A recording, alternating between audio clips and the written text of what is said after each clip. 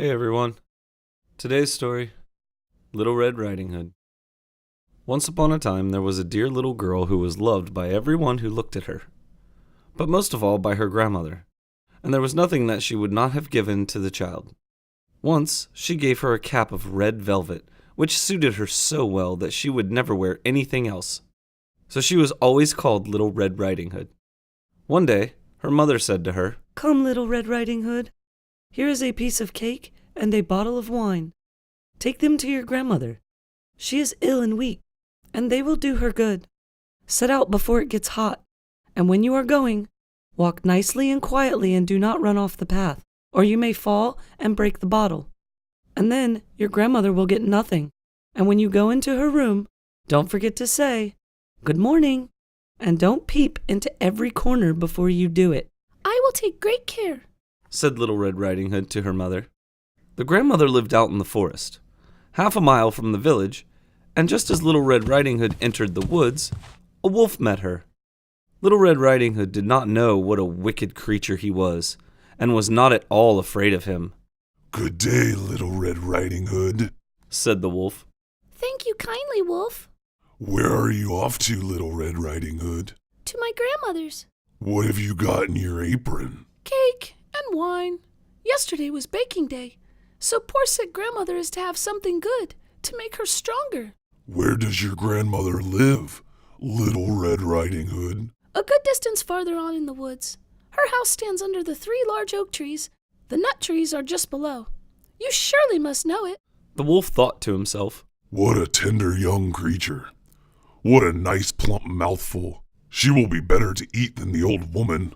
I must act craftily, so as to catch both." So he walked for a short time by the side of Little Red Riding Hood, and then he said, "See, Little Red Riding Hood, how pretty the flowers are about here? Why do you not look around? I believe, too, that you do not hear how sweetly the little birds are singing. You walk along as if you were going to school, while everything else out here in the forest is merry." Little Red Riding Hood raised her eyes, and when she saw the sunbeams dancing here and there through the trees, and the pretty flowers growing everywhere, she thought, "Suppose I take grandmother a fresh nosegay. That would please her too. It is so early in the day that I shall still get there in good time." and so she ran from the path into the woods to look for flowers. And whenever she had picked one, she fancied that she still saw a prettier one farther on and ran after it, and so got deeper and deeper into the woods. Meanwhile, the wolf ran straight to the grandmother's house and knocked at the door. "Who is there?" "Little Red Riding Hood, Replied the wolf. I have brought cake and wine. Open the door." "Lift the latch. I am too weak and cannot get up." The wolf lifted the latch.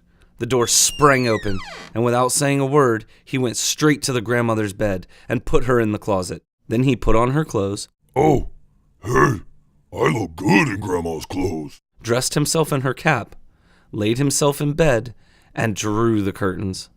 Little Red Riding Hood, however, had been running about, picking flowers, and when she had gathered so many that she could not carry any more, she remembered her grandmother and set on the way to her. She was surprised to find the cottage door standing open, and when she went into the room, she had such a strange feeling that she said to herself, "Oh dear, how uneasy I feel today.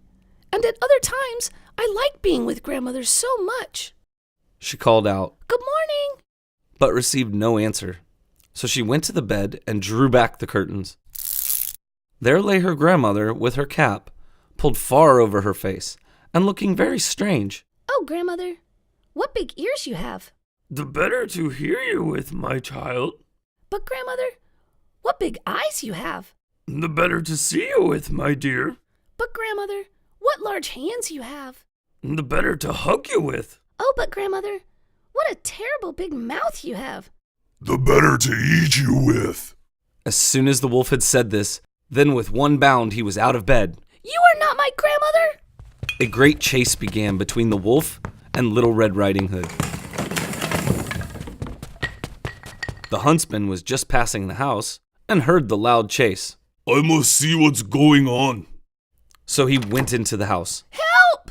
Cried Little Red Riding Hood. "Let me out of here." Yelled the grandmother. This ends now, wolf. The huntsman lunged at the wolf and tackled him to the ground. Little Red Riding Hood led her grandmother out of the closet and quickly tied the wolf up. What are you going to do to me? We could do many things, but we are going to release you, and you are going to live in another forest. If I ever see you in these parts again, you will end up mounted on my wall. The wolf quickly agreed and ran off. The huntsman headed back into the forest to follow the wolf to make sure he wasn't coming back. The grandmother ate the cake and drank the wine, which Little Red Riding Hood had brought, and revived.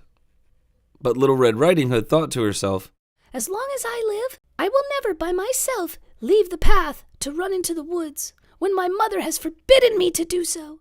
It is also related that once when Little Red Riding Hood was again taking cakes to the old grandmother, another wolf spoke to her and tried to entice her from the path.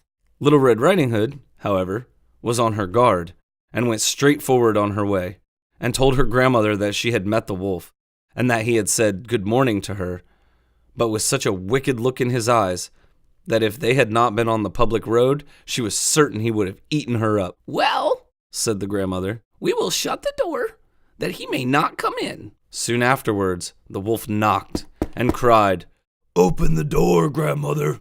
I am Little Red Riding Hood, and I am bringing you some cakes. But they did not speak or open the door.